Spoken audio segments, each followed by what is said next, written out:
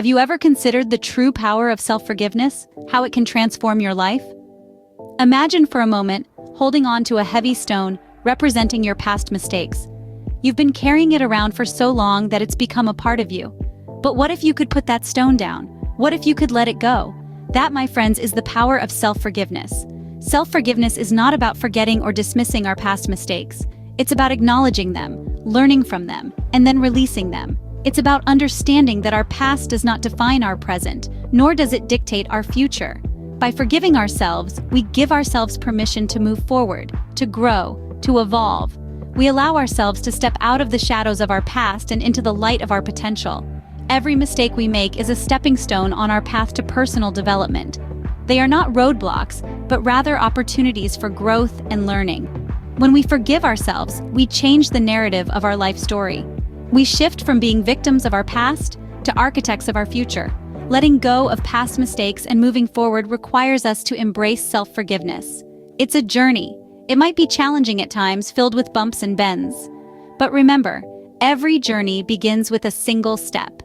And in this journey of personal development, that first step is self-forgiveness. So, ask yourself, are you ready to put that stone down? Are you ready to forgive yourself for your past mistakes and create a brighter future? Because the power to do so lies within you. The power to transform your life, to learn, to grow, to flourish, is all in your hands. Remember, the journey of personal growth begins with forgiving yourself. Every journey begins with a single step. In our case, that first step is acknowledging and accepting our past mistakes. In life, we all make mistakes. They're inevitable, unavoidable, and most importantly, a part of being human. We stumble, we falter, and yes, sometimes we fall. But here's the thing, mistakes are not life sentences. They are not meant to chain us to our past. Instead, they serve as stepping stones that guide us towards growth and self-improvement. Let's start with acknowledgement. Acknowledging a mistake is like turning on a light in a dark room. It illuminates the situation, revealing the reality of what has happened. It's about looking your errors in the eye and saying, yes, I did that. But it's not about self-blame or self-pity. It's about owning up to your actions and taking responsibility. It's the first step towards understanding, towards learning, and towards growth. Next comes acceptance. Acceptance is not about excusing your mistakes or brushing them under the rug. It's about understanding that you are human, and humans are beautifully flawed. It's about giving yourself permission to be imperfect. When you accept your mistakes, you stop fighting against the current of reality and start flowing with it. You free yourself from the shackles of denial and open the door to learning and growth. Acceptance is also about understanding that mistakes are not failures but opportunities. Opportunities to learn, to grow, and to evolve. They are catalysts for change, pushing us out of our comfort zones and challenging us to become better versions of ourselves. So when we accept our mistakes, we are not just accepting our past actions, but also welcoming the potential for growth and improvement. Remember, acknowledging and accepting our mistakes does not mean wallowing in regret or self-criticism. It's not about dwelling on our past errors, but about understanding them, learning from them, and using them as stepping stones to a better, brighter future. Acceptance is not about dwelling on the past, but about embracing the lessons it has taught us. Once we've accepted our past, it's time to practice the art of self-compassion. Imagine, if you will, a close friend who has made a mistake. You wouldn't berate them, would you? No, you would offer them kindness, understanding, and support. Now, what if I told you that you deserve the same level of compassion from yourself? Yes, you heard it right. This is the essence of self-compassion. Self-compassion is not about avoiding or minimizing your mistakes. It's about treating yourself with the same kindness and understanding you would offer to a friend who's going through a tough time. It's about acknowledging your humanity, understanding that everyone makes mistakes, and that it's okay to be imperfect. To foster self-compassion, we first need to change our inner dialogue.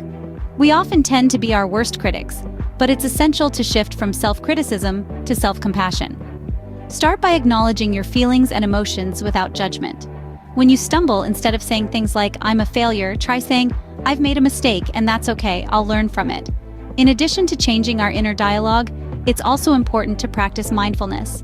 Mindfulness is about being present in the moment, observing our thoughts and feelings without judgment.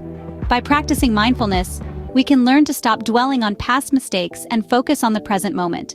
It allows us to respond to our mistakes with kindness and understanding, rather than harsh self-criticism.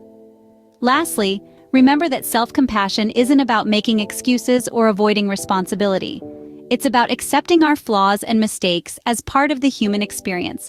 It's about giving ourselves the grace to learn, grow, and move forward. So let's start today. Let's be kind to ourselves. Let's make a conscious effort to replace self-criticism with self-compassion. Because the truth is, we all have the capacity for self-compassion. It's just a matter of tapping into it. Remember, be kind to yourself. You deserve it. Now that we've learned to be kind to ourselves, let's tackle the next step: releasing negative emotions. Imagine carrying a heavy backpack filled with rocks. Each rock represents a negative emotion: guilt, anger, regret, resentment. The longer you carry this backpack, the heavier it becomes, weighing you down, preventing you from moving forward. This is what happens when we hold on to negative emotions. They become burdens, slowing our progress and draining our energy.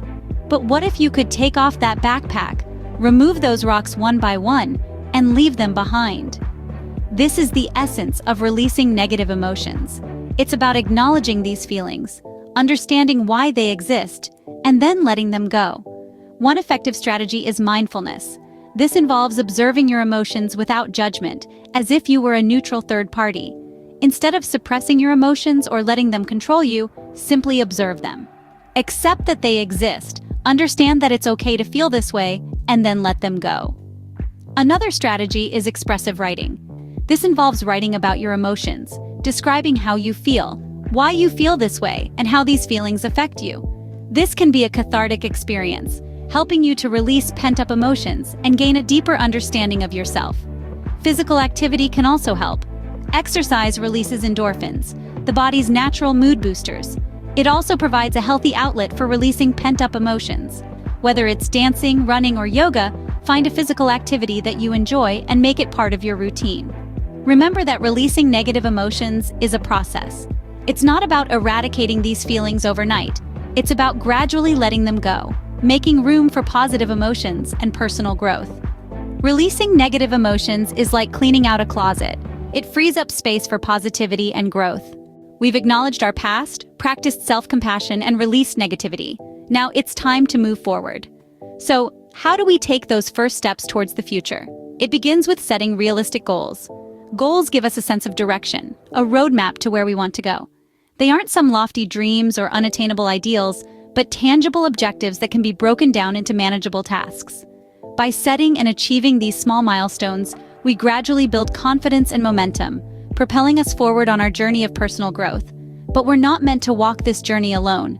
Surrounding ourselves with supportive individuals is crucial. These are the people who lift us up when we're down, offer a listening ear when we need to vent, and celebrate our victories, no matter how small. They're our cheerleaders, our sounding boards, our anchors in stormy seas. Yet surrounding ourselves with positivity isn't just about the company we keep. It's also about the thoughts we entertain, the words we speak, and the beliefs we hold about ourselves and the world around us. Maintaining a positive outlook is like fueling our journey with high-octane energy. It's what keeps us resilient in the face of setbacks, hopeful in times of uncertainty, and motivated when progress seems slow. Remember, this journey is not a sprint, but a marathon. There will be times when we stumble, when we veer off track, when we feel like giving up. But each time we pick ourselves up, dust ourselves off, and keep moving forward. Because that's what growth is all about.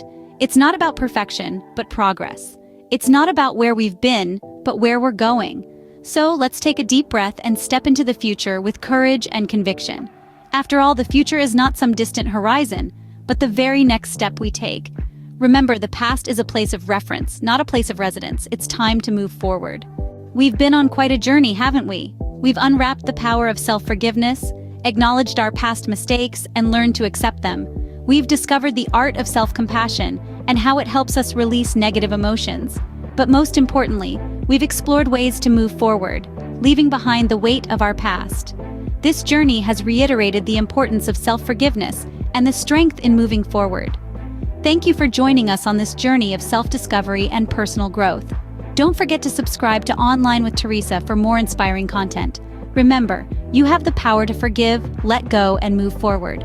So, what are you waiting for?